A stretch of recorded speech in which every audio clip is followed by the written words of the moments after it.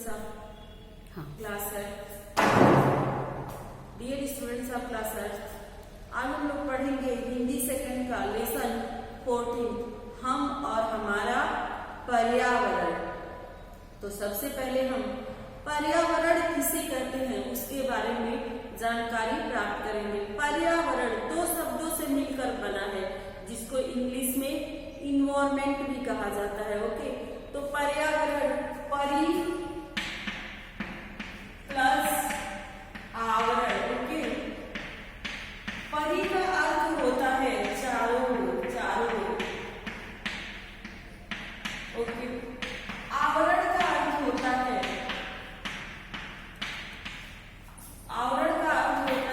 ढका हुआ। ओके, ढका हुआ। तो इस तरह जो हमारे चारों तरफ है, जिससे हम चारों तरफ से ढके हुए हैं, वही पर्यावरण है। पर्यावरण का शाब्दिक अर्थ क्या है देखिए, तो पर्यावरण शब्द का निर्माण दो शब्दों से मिलकर हुआ है। जैसा कि हमने बताया, परि प्लस आवरण दोनों मिलकर बना है पर्यावरण। परि अर्थात जो हमारे चारों ओर है, आवरण जो हमें चारों ओर से घेरे हुए हैं, ढका हुए, हम लोग ढके हुए हैं। पर्यावरण उन सभी भौतिक, रासायनिक एवं जैविक कारकों की समष्टिगत इकाई है जो किसी जीवधारी अथवा परितंत्रीय आबादी को प्रभावित करते हैं तथा उनके रूप, जीवन और जीविका को तय करते हैं। देखिए, वास्तव में पर्यावरण संरक्षण तो हमारे देश की संस्कृति से जुड़ा हुआ है। वृक्षारोपण तथा पुण्य कार्य माना जाता है। नर नारियां पीपल, बरगद, आम, नीम, आंवला जैसे उपयोगी वृक्ष लगाना धार्मिक कृत्य समझते हैं। हमारे देश में नीम, पीपल, तुलसी इन सब की पूजा भी की जाती है। अपने संस्कारों का अनुगमन करते हुए हम स्वाभाविक रूप से पर्यावरण संरक्षण कर सकते हैं। ओके, हमारे आसपास का प्राकृतिक वातावरण जिसमें हम रहते हैं पर्यावरण कहलाता है। हमारे आसपास का जो प्राकृतिक वातावरण है जिसमें हम लोग रहते हैं वही पर्यावरण कहलाता है। हवा, पानी, धूप, गर्मी, सर्दी, बरसात, धरती, पर्वत, नदियां, जीव जगत, पेड़ पौधे आदि सभी हमारे पर्यावरण के अंग हैं। इन सब का हमारे जीवन से सीधा संबंध है और इन सब का हवा, पानी, आग, ये सब का हमारे जीवन से सीधा संबंध भी है और ये हमें प्रभावित करते हैं। इसलिए अपने पर्यावरण के बारे में जानना और उसे जीवन के अनुकूल बनाए रखना हम सबके हित में है। पर्यावरण को अपने जीवन के अनुकूल बनाए रखना ये हमारे जीवन का एक प्रमुख कर्तव्य भी है। आइए अपने पर्यावरण के दुख सुख को भी देखें। प्रकृति ने धरती पर नाना प्रकार की वस्तुएं बनाई हैं जिनके कारण धरती सुंदर और सुहावनी लगती है। आपने भी हरे भरे बाग बगीचे, भांति भांति के जीव जंतु तथा मनमोहक पर्वत श्रृंखलाएं, झरने, नदियां आदि देखे होंगे। भला कौन ऐसा है जिसका पहाड़ों की ठंडी हवा खाने, झरनों की गिरती फुहार देखने तथा नदियों के कलकल बहते पानी को निहारने का मन नहीं करता। लहलहाते खेत खलिहान, फूलों से महकती रंग बिरंगे धरती, वृक्षों के झुरमुट से आती मंद मंद सनसनाती ठंडी ठंडी हवा और बीच बीच में चिड़ियों का चहचहाना, चिड़ियों का कलरव, जंगल में शेर की निर्भीक दहाड़, ऊंचे ऊंचे वृक्षों के बनों में पगडंडी से गुजरते नर नारी, प्रकृति की गोद में अनायास ही माता के दुलार का आनंद होता है। संभवतः इसीलिए धरती को धरती माता कहना प्रारंभ हुआ।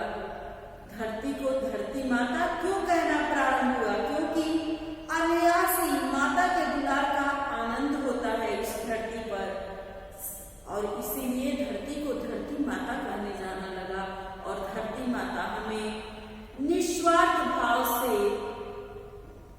अनाज से सारी वनस्पति जिससे हम सांस लेते हैं, अनेक प्रकार की वस्तुएं हमें प्रदान करती हैं जिससे हम अपने जीवन को सही ढंग से जी सकें, जो हमारे लिए एक रक्षा कवच का काम करती हैं। हर प्रकार से हमें हर उस बुरे वातावरण से बचा कर रखती हैं। ये सुहावने नाना प्रकार के पेड़ पौधे, जीव जंतु, पर्वत, नदियां ही नहीं बल्कि जल के भीतर रहने वाले जीव तथा आकाश में विचरने वाले पक्षी, बहती हवा और फसलों तथा फल फूलों से लदी वनस्पतियां हमारी माता के सुंदर वस्त्र और आकर्षक, ये सब उनके गहने हैं। इनमें सुसज्जित धरती केवल चित्ताकर्षक ही नहीं लगती बल्कि संपूर्ण जीव जगत के लिए जीवनदायिनी भी है। अभी हमने बताया ना किस प्रकार वो हमारी रक्षा करती हैं, तो यह धरती माँ हमारी जीवनदायिनी भी है। अब आप ही सोचिए कि जिस माँ की गोदी में जीवन, भोजन और भरपूर लाड प्यार मिले, उसकी रक्षा कौन नहीं करना चाहेगा। यदि ऐसी धरती माता के सौंदर्य को कोई नष्ट करे अथवा बिगाड़े तो क्या कोई भी व्यक्ति उसे बर्दाश्त कर सकता है? करेगा? बिल्कुल नहीं। हम हर संभव प्रयास करेंगे जिससे हमारी धरती की रक्षा हो सके, लेकिन आज हमारी धरती माता के गहनों और कपड़ों की उसके अपने ही मानव बेटों ने स्वार्थवश लूट खसोट मचा रखी है। इसका परिणाम यह हुआ है कि धरती पर प्राकृतिक वस्तुओं का धीरे धीरे अभाव होता जा रहा है। पेड़ पौधे हमारे जीवनाधार हैं। पेड़ पौधे हमारे जीवन के आधार है।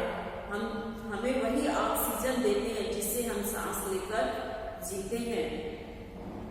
वे हमें हरियाली, खाने के लिए स्वादिष्ट फल और सांस लेने के अलावा और भी हमें क्या क्या देते हैं। हरियाली, खाने के लिए स्वादिष्ट फल, सजावट के लिए फूल, मन की शांति के लिए ठंडी हवा और आंखों की शीतलता हेतु सुंदर दृश्य वली देते हैं। और आंखों की सुंदरता के लिए सुंदर दृश्य भी देखते हैं।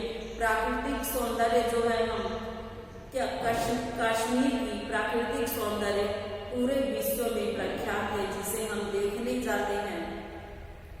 वृक्षों की जड़ें धरती के चारों ओर फैलकर मिट्टी को बांधे रहती है, जिससे हवा और वर्षा के पानी से मिट्टी बहती नहीं है। वृक्ष रेगिस्तान को बढ़ने से रोकते हैं। समुद्र से भाप बनकर जो पानी उड़ता है वह वृक्षों के कारण ठंडा होकर धरती पर बरसता है, जिससे खेतों में हमारी फसलों को पानी मिलता है। वृक्ष हमारी सांस से निकली गंदी हवा को स्वयं इस्तेमाल करके बदले में हमें ऑक्सीजन से भरपूर साफ हवा देते हैं, जिससे हमारा खून साफ होता है और हम स्वस्थ रहते हैं। वृक्षों से हमें ईंधन और इमारतों के लिए लकड़ी आदि भी मिलती है। उनमें हमें गोंद, रेजी, लासा, छाल, जड़ी बूटियां आदि नाना प्रकार की जीवनोपयोगी वस्तुएं मिलती हैं। लेकिन खेद की बात है, दुख की बात है कि वृक्षों के इन्हीं गुणों के कारण लोग स्वार्थ के लिए वृक्षों को अंधाधुंध कटाई कर रहे हैं। वृक्षों की अंधाधुंध लोग कटाई कर रहे हैं, जिससे धरती वीरान होती जा रही है, रेगिस्तान बढ़ रहे हैं, वर्षा अनियमित हो रही है, उपजाऊ मिट्टी बहकर नदियों में वर्षा का पूरा पानी नदियों में पहुंच रही है। उपजाऊ मिट्टी जो है बहकर पूरी नदियों में पहुंच रही है, उपजाऊ मिट्टी, और वे उथली हो रही है। वर्षा का पूरा पानी अपने में न समा पाने से नदियों में भीषण बाढ़ें आती हैं। बादल बिन बरसे चले जाते हैं, अतः जगह जगह सूखा पड़ रहा है, मौसम बदल रहा है, जिससे फसलें ठीक से नहीं हो पाती और जिसका कारण है कि फसल ठीक से नहीं हो पा रही है। वृक्ष तैयार होने में बहुत समय लेते हैं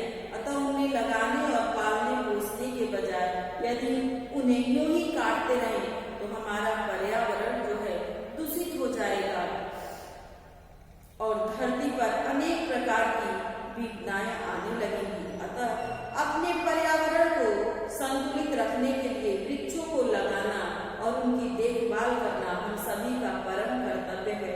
एक तो वनों की कटाई से हवा को साफ करने के साधनों का अभाव हो रहा है और गंदी हवा की मात्रा बढ़ रही है। दूसरे सैकड़ों कल कारखाने दिन रात अपनी चिमनियों से धुआं उगलकर हवा को और भी अधिक दूषित कर रही हैं और भी अधिक गंदा करते रहते हैं।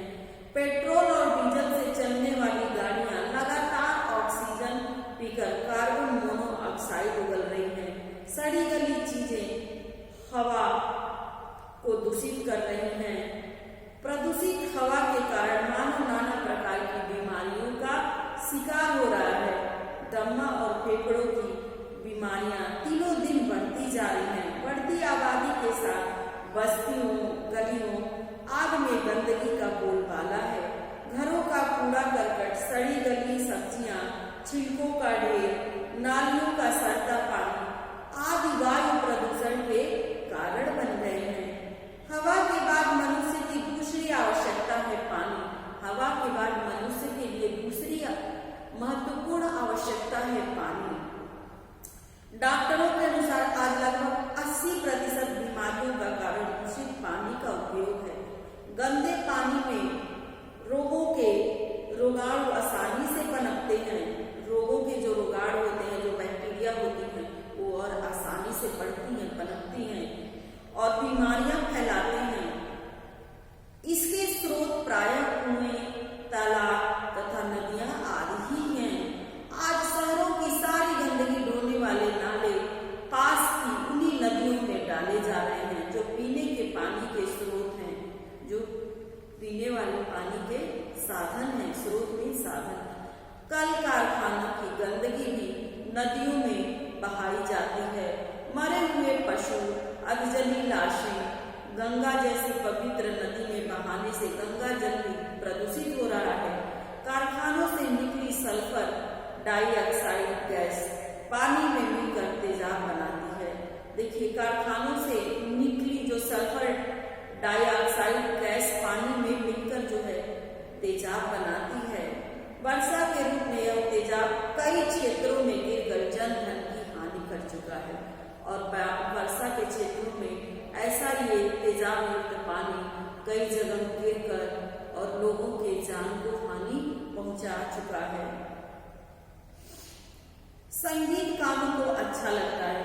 जो शोर सिर दर्द का कारण बनता है, शोर शराबे से ध्वनि प्रदूषण जन्मता है और शोर शराबे से जो है ध्वनि प्रदूषण जन्मता है। हमारे कान एक सीमा तक ही ऊंची और तेज आवाज सुन सकते हैं। एक सीमित सीमा होती है, जितने की हमारे कान उतनी ही आवाज सुन सकते हैं। अधिक ऊंची ध्वनि अर्थात आवाज अथवा धमाके से कान के पर्दों के फटने की संभावना रहती है। अधिक आवाज से, तेज आवाज से कान के पर्दे भी फट सकते हैं। निरंतर शोर में रहने वाली ऊंची आवाज में बोलने से के आदी होते हैं और जो शोर शराबे जैसी जगह में रहती है वो ऊंची आवाज, तेज आवाज में बोलने के आदी होते हैं, यानी उनकी आदत होती है, जो कालांतर में बहरे तक हो जाते हैं। शोर से मानसिक तनाव भी बढ़ता है। मनुष्य की विचार शक्ति पर भी बुरा प्रभाव पड़ता है। उसकी स्मरण शक्ति भी नष्ट हो सकती है। ऊंची आवाज में बजते लाउड स्पीकर, हवाई जहाजों की गर्जना, मशीनों की गड़गड़ाहट, मोटर गाड़ियों तथा अन्य वाहनों का शोर, ऊंची आवाज में हॉर्न बजाना, भीड़ भाड़ की चिल्लकों आदि ध्वनि प्रदूषण के ऐसे ही सामान्य कारण हैं। शोर बहुत हानिकारक होता है। शोर जो है बहुत हानिकारक होता है। तभी तो अस्पतालों के पास लिखा होता है यहाँ हॉर्न बजाना मना है। इसलिए ध्वनि प्रदूषण रोकने से हम सभी को सहयोग करना चाहिए। ध्वनि प्रदूषण को रोकने में हम सभी लोगों को अपने स्तर के अनुसार सहयोग करना चाहिए, सहायता करना चाहिए। यह नहीं समझ लेना चाहिए कि प्रदूषण बढ़ाने में केवल कल कारखानों या वन विनाशकों का ही हाथ है। पास पड़ोस और विद्यालय में स्वच्छता एवं पर्यावरण संरक्षण के सामान्य नियमों का पालन न करने से जाने अनजाने प्रदूषण बढ़ाने में सहायक बनते हैं। स्थान स्थान पर थूकना, कूड़ा कचरा फेंकना, नालियों में रुकावट पैदा करना जैसे अनेक कार्य पर्यावरण में प्रदूषण बढ़ाते हैं। कूड़ा कचरा बिखरने से बचाकर शोरगुल पैदा करने वाले यंत्रों के प्रयोग में सावधानी बरतकर हम भी पर्यावरण को प्रदूषण से बचाने में अपना सहयोग दे सकते हैं। हमारे पूर्वजों ने पर्यावरण प्रदूषण को इस क्रमिक वृद्धि को रोकने का प्रयत्न किया होगा, किंतु आज पर्यावरण प्रदूषण एक विकराल रूप धारण कर चुका है। आज के समय में पर्यावरण प्रदूषण एक ऐसा रूप धारण कर चुका है जो हम सभी के लिए बहुत हानिकारक है, किंतु हम चाहे तो समय पर चेत सकते हैं और सावधानी से सक्रिय प्रयास भी कर सकते हैं। तो आज यह समस्या इतना विकराल रूप धारण अगर हम समय से चेत जाते और अपने पर्यावरण को प्रदूषित होने से बचा लेते तो शायद आज पर्यावरण का जो इस प्रकार प्रदूषित हुआ है वह नहीं होता और पर्यावरण प्रदूषण का समस्या इतना विकराल रूप धारण नहीं कर पाती। आज भी यदि हम न जगे तो बहुत विलंब हो जाएगा। ऐसी परिस्थिति के बाद भी यदि हम सावधानी न बरतें, अपने पर्यावरण के लिए हम हर संभव प्रयास न करें तो बद से बदतर स्थिति हो जाएगी।